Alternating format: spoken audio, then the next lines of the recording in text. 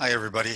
It's Dr. Len Ershow, and this is the second session of the Isolation Survivors Toolkit.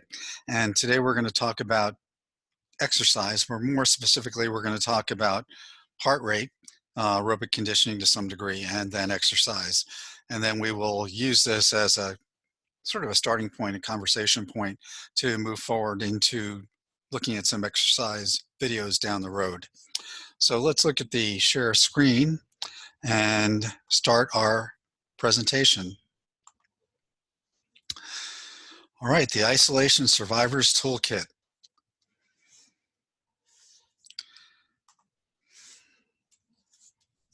This is basically a disclaimer which says that while these are not original thoughts to me, but these are things that I've gotten through other people's seminars and studying sports medicine and also being an athlete myself. And I hope that you'll use this with the understanding that it's a guideline, it's not a hard and fast rule, and that you will look at this as ideas that may be useful and that you can choose to accept or reject some of these ideas so that you will also take responsibility going forward that you won't do something that might be harmful to you, and that noticing that this is an actual just suggestion and not a prescription. And the reason these are suggestions and not prescriptions is that I'm not able to evaluate you. I don't know what your past history is. I haven't taken your history or looked at your previous injuries, and that you may be aware of something I'm not aware of, your medical condition or your physical limitations, previous surgeries, etc., that you may need to take under consideration if you're going to be taking this seminar or utilizing these thoughts. And you should be responsible for progressing at your own pace. And I would try to err on the side of being conservative rather than aggressive with some of these suggestions. And that you should immediately stop if you feel that there may be an exercise going forward in any one of my videos or in anybody's videos that might be harmful to you. So exercise, just like everything else in life, it's a journey of 1,000 miles. But if you take the first step, the second step comes next, and then you can eventually achieve those 1,000 miles. The American College of Sports Medicine has a recommendation for the amount of exercise that someone should do in a week.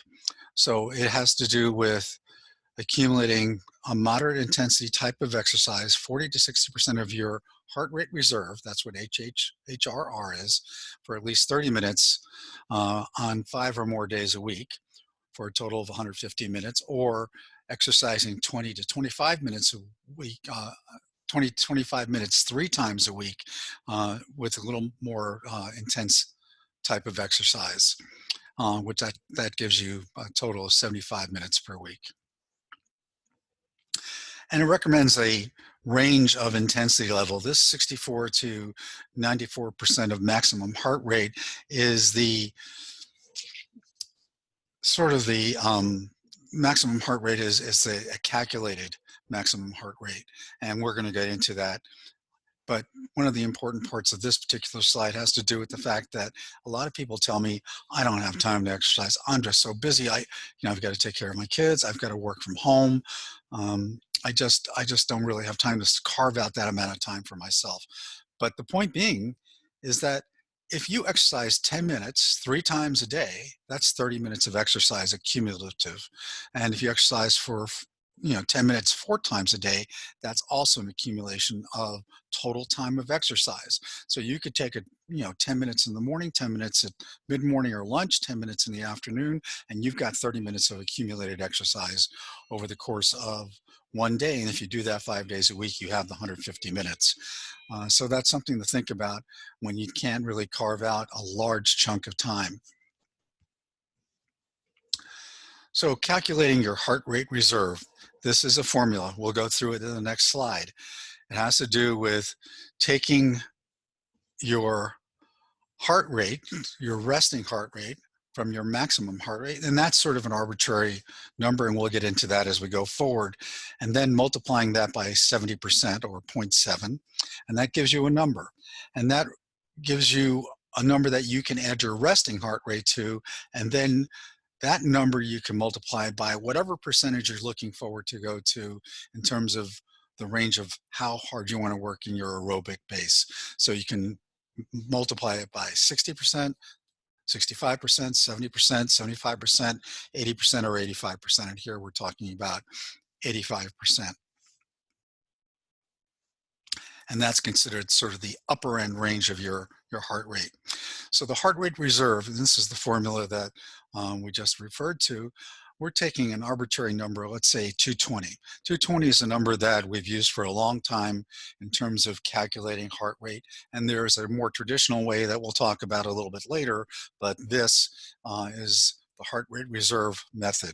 So we're going to take 220 and we're going to minus it our resting heart rate. And what is our resting heart rate? Our resting heart rate is something that is when we're at total rest, is the number of beats per minute of our heart. And the best way to really find out what your true resting heart rate is when you awake in the morning without getting up, you can take your pulse either at your wrist or at your carotid artery, and you can take that pulse for a minute, and that gives you sort of a base resting heart rate. And you can use that as part of your formula. So I'm using round numbers so that we can sort of figure things out. So we have 220, and I'm saying, let's say my resting heart rate was 60 beats per minute. And if I subtract 60 beats a minute from 220, I get 160. Now, if I take 70% of 160, I get the number 112. If I add my resting heart rate back into that, I get the number 172. Now, I can use 172 as what we would consider the maximum heart rate for this particular individual using the 220 as the arbitrary high end. And so now we can give it a percentage to calculate at what heart rate we want to work out at going forward. So if I go at the low end, which is the bottom end of the screen, and I use my resting heart rate at 60%, or not my resting heart rate, I'm sorry, my at 60, my aerobic base, the lower end of my aerobic base at 60% or 0.6, and I multiply that times 172, I get a heart rate of 103.2, and we're going to round that down to 103. If I want to work out a little bit harder, I'm going to go to 0.7 or 70%, and that's going to bring my heart rate to 120 or 120.4, but again, we're rounding down. If I want to work out at 85%, which is at that upper end of my resting heart rate, remember we said that 70 to 91%, I think was the ACSM in the previous slide. And if we multiply 85% or 0.85 to 1.72, we're close to that upper end at 146.2 for this particular individual who has a resting heart rate at 60. And that is physiologically probably a little more appropriate for someone who's in somewhat better shape, and it doesn't take into account your age. So it's more physiological in terms of looking at your resting heart rate. The traditional calculation of your aerobic zones takes the same number, 220, minus your age, and that gives you your estimated maximum heart rate. So 220 minus 60, I'm using the age 60 now and not the heartbeats, gives me a number of 160. That would be considered my maximum heart rate for my age using this formula. Again, if I take, and this is just simply not multiplying by 0.7 and then subtracting your resting heart rate. If you look at this, this gives you a round number of, if I go down to the lower end of my aerobic scale, 0.60 or 60% of 160 is 96. So I would, if I was going to want to work out at the lower end of my aerobic base, my aerobic range, I should say, that would be 96 heartbeats per minute. If I wanted to work out a little bit harder and I multiplied by 0.7 or 70%, it would be at 112. And if I wanted to get it closer to my higher end range, then I would multiply by 85% or 0.85 and I would get 136.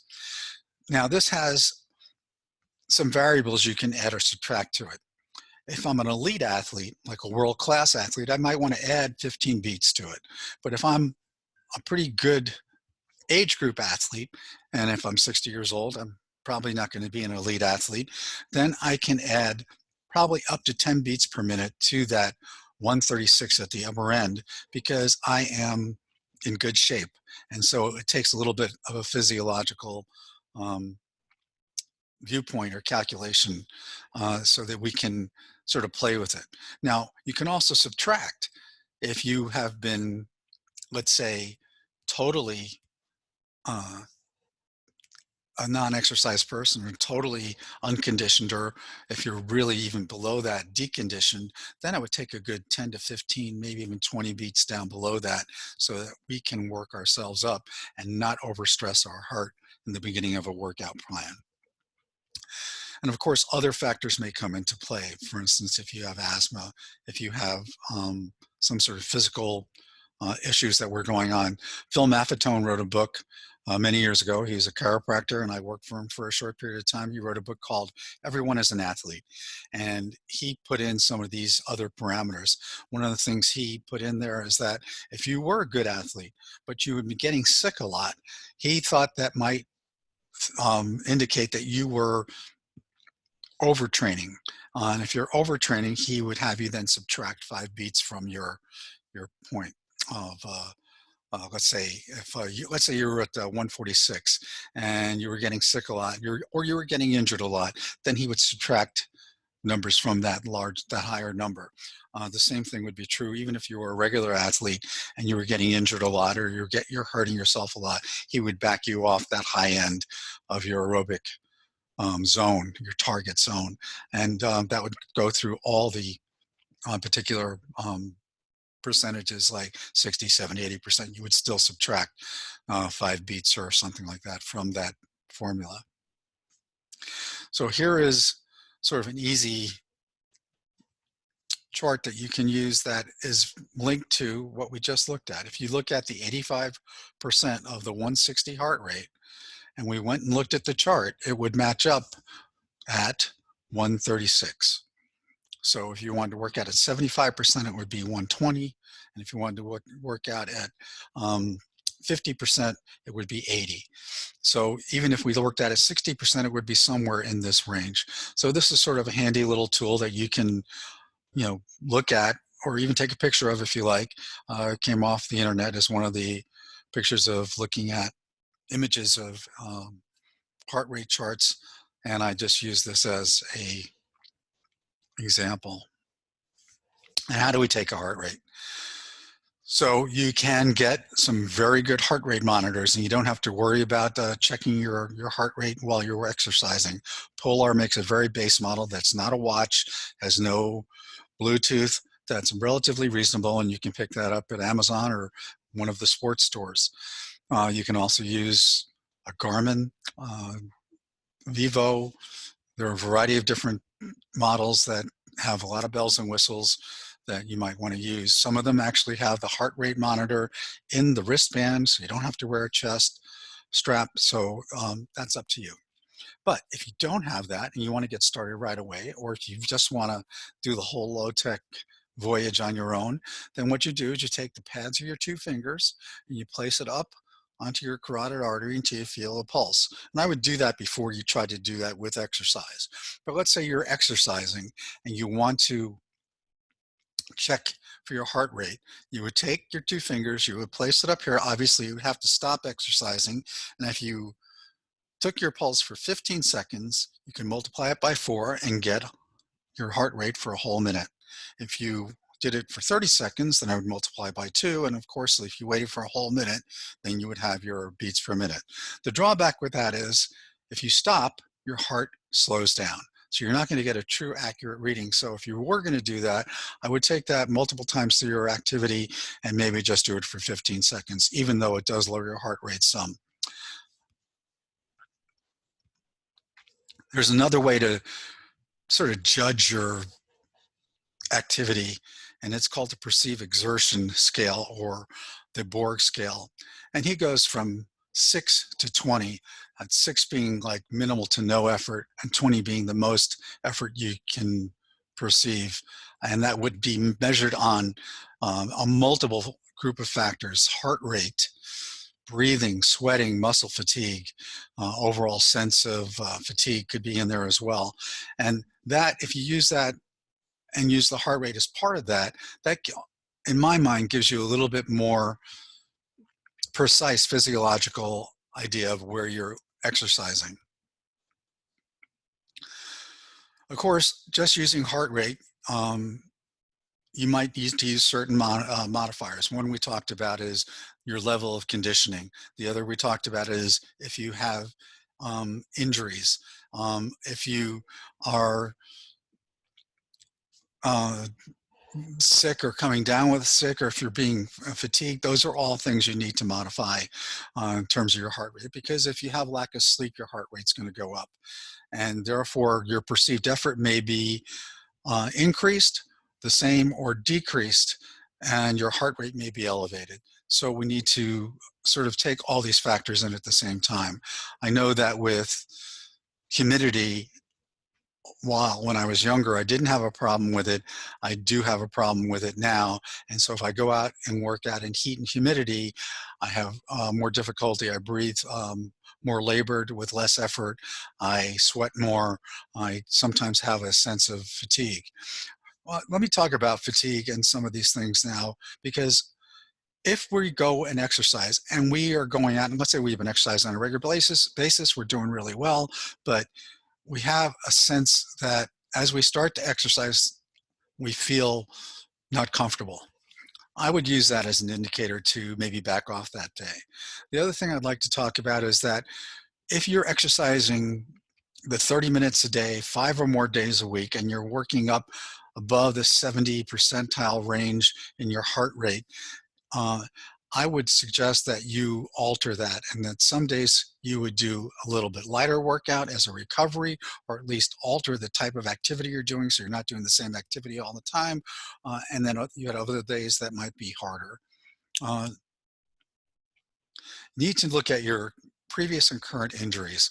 For instance, if you've had surgery um, to your knee, or if you sprained your ankle, or if you've had hip arthritis, they may limit your ability to move, your mobility. You may have to modify both the intensity of your exercise, and then also you may need to modify that particular exercise. For instance, you may be following a video that has people doing deep squats, but your hip doesn't go into a deep squat on one side.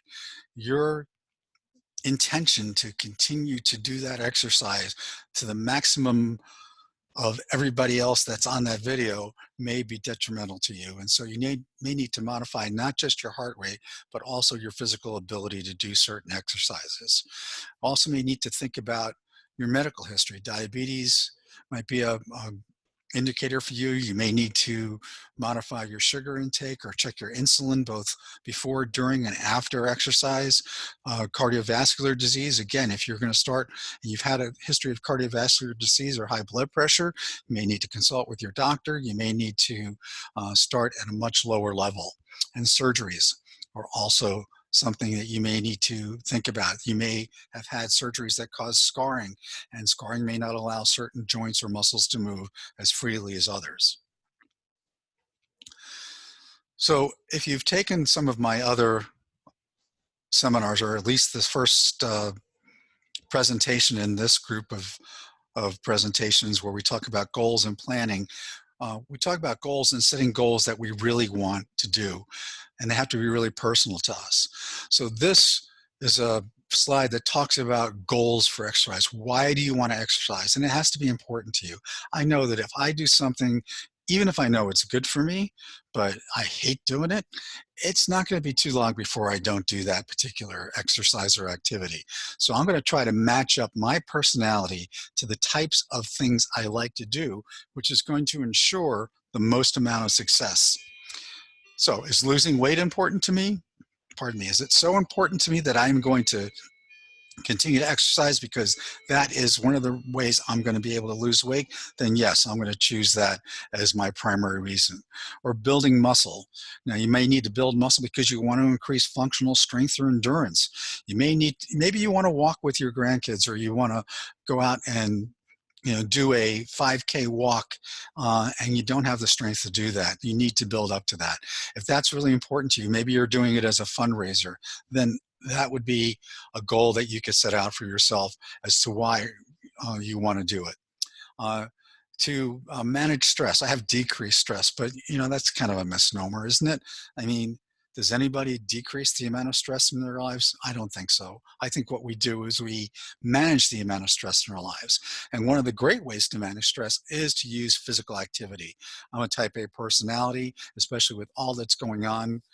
There's a lot of unknowns. There are a lot of questions. I have, if I was just sitting around, I would go totally nuts. So for me, managing stress is a big one.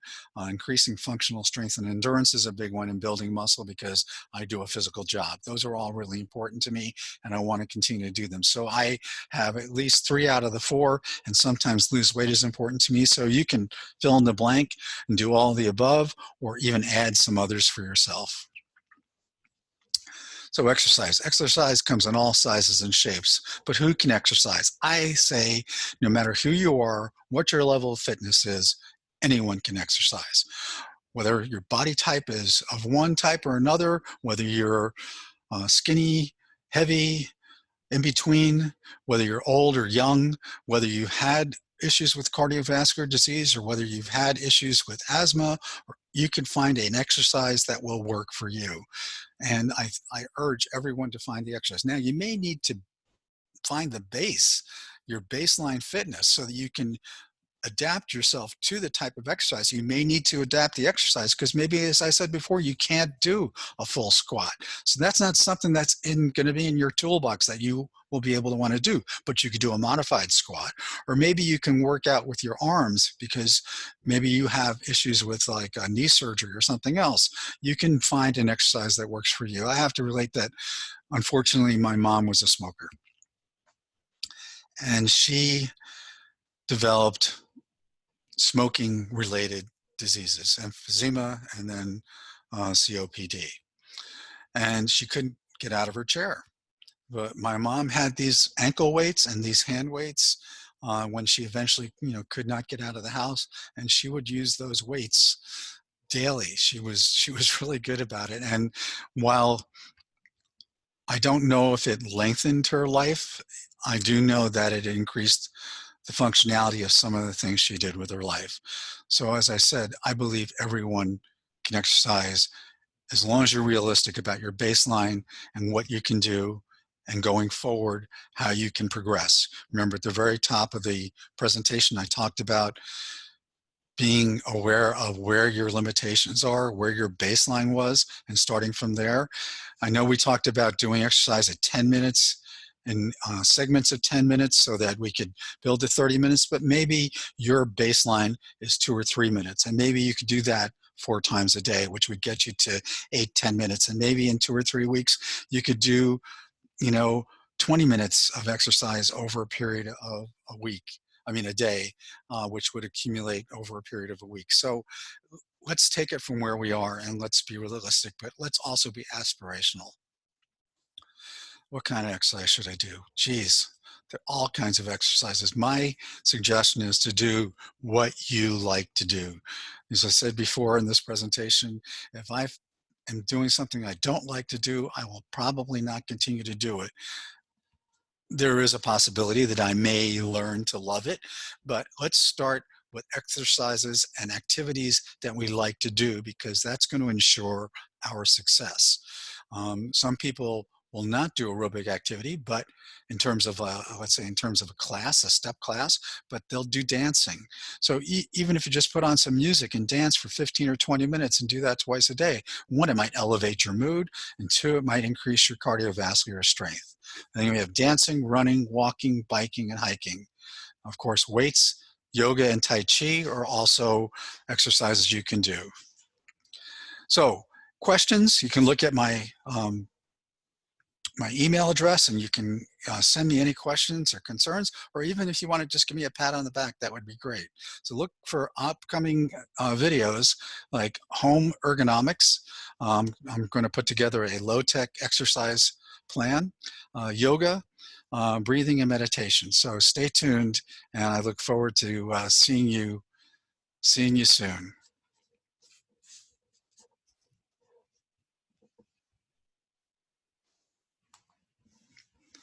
Take care, everybody.